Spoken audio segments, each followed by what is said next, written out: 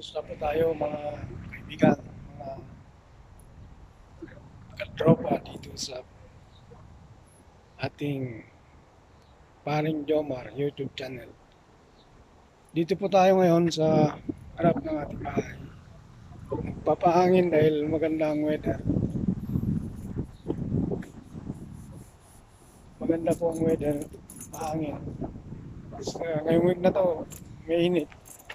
More than 30 degrees ang ating temperature. Ngayong araw na to, masayang mga tao dahil mahangin at malamig ang panahon. So dito po kami nakatira. Tahimik na lugar dito sa Toronto. Ito ang aming mga kapitbahay. Iba-ibang lahi ang mga nandito. Filipino, Indian, Sri Lankan, Pakistan, at mga Spanish. Busy rin na area nito dahil malapit sa highway. Diyan. Mga 5 kilometers away mula dito sa bahay ay highway na po yan. Kaya madali lang makapunta kung saan ang gusto mong puntahan dito dahil may access ka sa highway na konti lang ang traffic.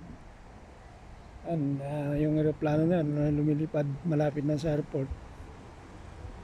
15 minutes lang di mula dito. Yan na yung airport, yung Pearson International Airport mula po dito sa bahay. 15 minutes.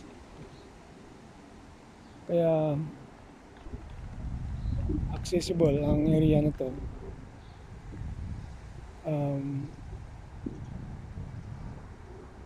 Malapit lang sa highways kung saan ang gusto mong pumuntahan. Kaya madali ang mag-drive kung gusto mong pumunta sa medyo malayo. So dito po tayo mga idol. Kumusta po? Dahil linggo ngayon, kakagaling natin sa church. Nag-church po tayo kasama natin ang ating pamilya. At dito, kararating po natin dito sa bahay. Alas 8 na, mag-alas 9 na ng gabi dito. Pero maliwanag pa. Kaya alas 10 pa, magsimulang magdilim. Dahil ganito dito pag summer.